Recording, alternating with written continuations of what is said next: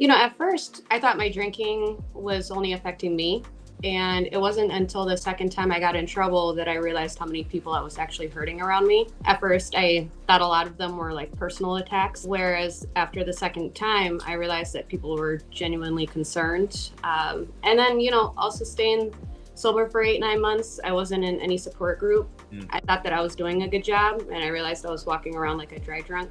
What's a But dry drunk, by the way? somebody that doesn't drink, but it's somebody that doesn't really change their ways of thinking, behaviors. I used to tolerate a lot of things from people, like toxic or even like verbal abuse from people. And now I know what to dismiss. I know what I'll tolerate. Even the way that I address certain situations are very different. And one thing that I've really had to work on is my justifiable anger. Yeah, I don't catch myself reacting the same way that I do. You have to change your perspective or the way of thinking. You can't look at everybody that's telling you that you might have a problem, that they're attacking you, because Mhm. obviously they're looking from the outside in, and you might be blind to it looking at yourself. Sure.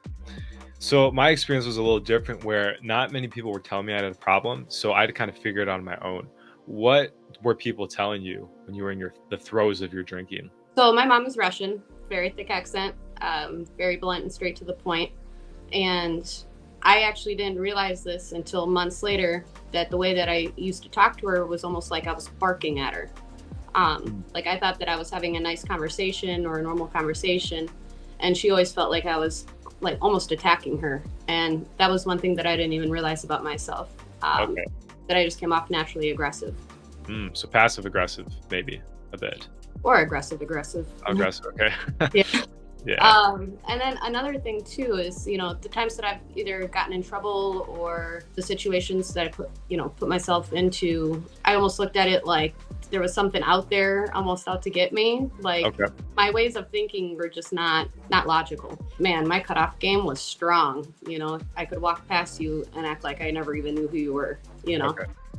whereas now I'm actually able to tackle issues or let go of resentments, make amends and apologize. Because my way of thinking was, if you have a problem with me, it's because you did something. And now I'm actually able to own up to my mistakes. And that's why I really encourage getting into a support group. Because it's not just about, trying to stop drinking, it's also about connection. And I feel like a lot of people that do struggle with alcohol or other addictions tend to feel really isolated and alone, where Uh-huh. people don't understand you. Um, Absolutely. and I think that goes for both men and women for sure. Mm. Yeah, man, I bring me back here. Yeah, it was such a lonely place. The only people I could talk to were other people that were using. It would just feed the cycle of loneliness. I just remember there were times when I'm just like, am I ever gonna like have relationships with people again? I think a lot of people can relate to that just isolation and loneliness. I actually started yesterday. I entered into it's called a bear program. It's for women that meet once a week on Mondays to talk about any kind of trauma that they've dealt with. And I feel like even that is going to help in the next process of my recovery. So, you might feel content, Hmm. but are you feeling whole? Mm. And for me, it's like I feel best when I'm challenging my fears and able to conquer them. I love that. So much to talk about there. Yeah, I know. I'm a rancher by nature. Cool. Yeah, like I agree with you. You got to be pushing yourself. Like as human beings, we're not meant to just be content. Like if you look back hundreds of years, we were always on the move, always trying to survive and level up. So I really, I think maybe that's why you and I connected, because we both have that like entrepreneurial spirit where it's like we got to go out there and get shit done on a day-to-day basis.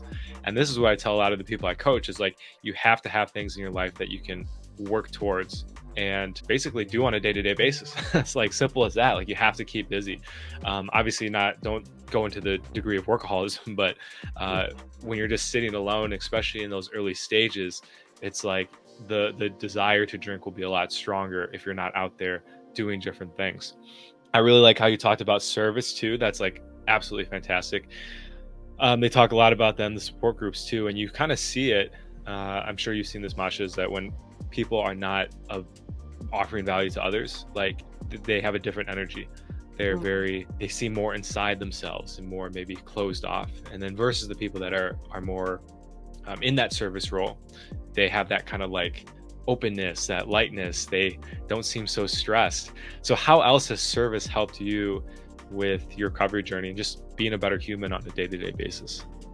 I feel like it's helped with patience and understanding different types of people as well, because I'm working with different ages too, and then I'm also having to speak with the moms that are in different stages of like trauma or their personal recovery, and then it's really nice. I'm really glad that I stayed in service groups as well too, because it's just when I first started going there, I'm pretty sure no one wanted to see me. And now everyone is always so happy and always wanting to give me a hug. And it's really nice to see other people through their journey of recovery too, because you can tell where some people might have felt good in this spot and then another day here, or this is one of their fears or insecurities and now they're rocking it, and that's Yeah, like their best attribute. Um, definitely. I did something that was more focused towards what I needed to work on in my recovery. But Okay. there are so many different things that people could do. Absolutely. Yep. You can So start a YouTube channel, guys. Quick plug. Do it. Change your life. No, I'm just kidding. But